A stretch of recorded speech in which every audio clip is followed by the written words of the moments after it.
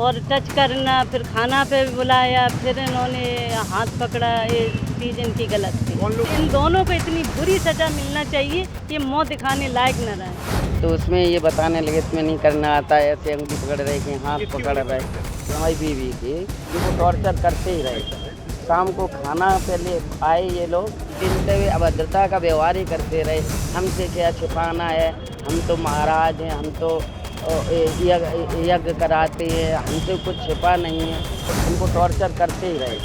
शाम को खाना पहले आए ये लोग, तो हम बाहर बैठे थे, कमरा था, गर्मी ज़्यादा थी। इटावा का कथावाचक कांड तो अब जैसे सूबे भर की चर्चा का केंद्र बन गया है। एक तरफ समाजवादी पार्टी दफ्तर से आई ये तस्वीरें हैं जिसमें यादव कथावाचकों का अपमान के बाद सम्मान हो रहा था, तो दूसरी तस्वीरें इटावा के एसएसपी दफ्तर की है जब इन यादव कथावाचकों के खिलाफ शिकायत दर्ज कराने ब्राह्मण समाज के लोग पहुंचे थे। दरअसल मामला अब कुछ ज्यादा ही उलझता जा रहा है। एसपी दफ्तर में पहुंचे प्रतिनिधि मंडल में वो पति पत्नी भी शामिल थे जिन्हें कथा के दौरान परीक्षित बनाया गया था।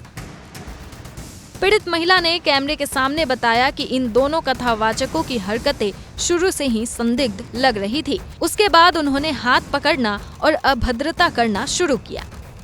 ये इन्होंने पूजा करवाई, तब भी इनका तरीका गलत था और मुझे धीरे धीरे ये शक होने लगी ये ब्राह्मण किस तरीके के हैं, इनका तरीका ही गलत है। और टच करना, फिर खाना पे बुलाया, फिर इन्होंने हाथ पकड़ा, ये चीज़ इनकी गलत थी। कौन लोग हाथ पकड़ते थे? यही दोनों। इन्हों पे फिर लड़कों से मैंने बोला, इनसे बोला, इन्होंने बच्चों से बोला, तो दोनों पंडित जो थे, हाँ, तब उनसे माफ़ी मंगवाई।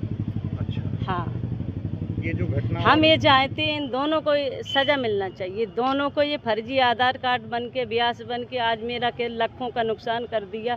भागवत मेरी खंडित हो गई। हम हरिद्वार से अपने मेरे बच्चों की पढ़ाई अड़ाई सब बंद करा के लेके आए।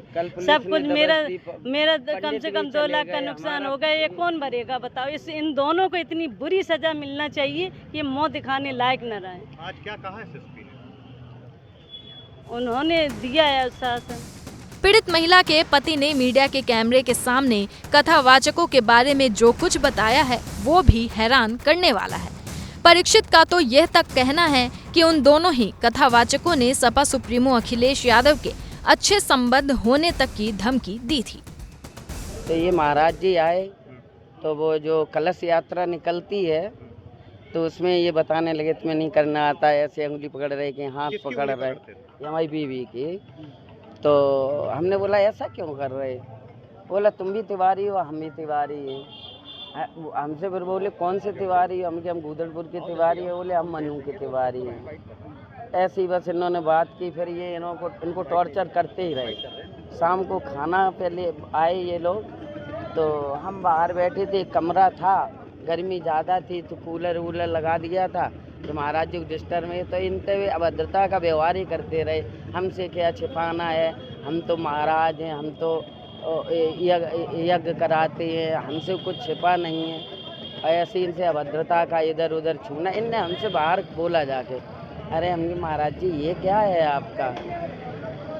बोले ऐसा कुछ नहीं, हम तो महाराज हैं, हमकी आपकी गलत बात है।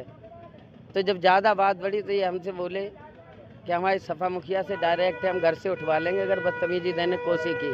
तुम हमें ब्राह्मण समझते, हमें यादव है, हमकी यादव हो कोई भी बने रहो, लेकिन हो तो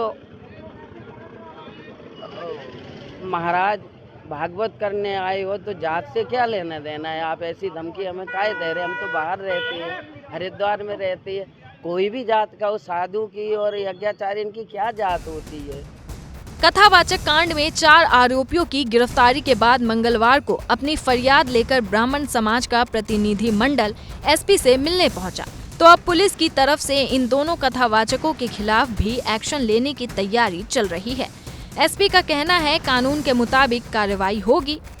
देखिए, कल सोशल मीडिया पर सुबह एक वीडियो वायरल हुआ जिसमें ग्रामीणों द्वारा 2 व्यक्तियों के साथ मारपीट हत्या की जा रही थी, उनके बाल भी काटे गए थे। इस वीडियो का स्वतः संज्ञान मीडिया सेल ने हमारे लिया था और मौके पे अपर पुलिस अधीक्षक क्षेत्राधिकारी घटना को भेजा गया था। वहाँ जानकारी करने पर ये बात आई कि गांव में एक भागवत कथा हो रही थी जिसमें जो कथावाचक थे उन्होंने अपनी जाति छुपाई हुई है, इसीलिए उनके साथ मारपीट की गई है। तो वायरल वीडियो के आधार पर पीड़ित की पहचान हम लोगों ने किया। इनसे पहले प्राप्त कर सुसंगत धाराओं में अभियोग पंजीकृत कराया गया और त्वरित कार्रवाई करते हुए जो 4 आरोपी हैं, जिसमें एक मुख्य आरोपी है जो बाल काट रहा है, उसे भी गिरफ्तार कर लिया गया है। आज सभी 4 आरोपी जेल चले गए हैं। इससे संबंधित एक प्रतिनिधिमंडल आज मिला था हम लोगों से। उन्होंने ये बताया कि साहब उनके खिलाफ भी कार्रवाई होनी चाहिए जिन्होंने अपनी जाति को छुपा करके हमारे यहाँ आए हुए थे।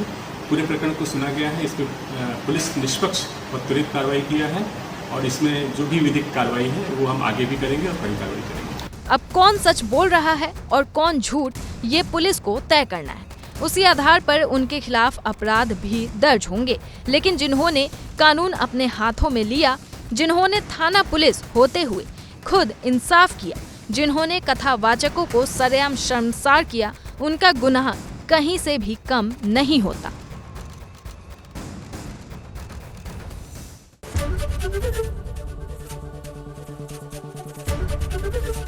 एबीपी गंगा, खबर आपकी, जुबान आपकी।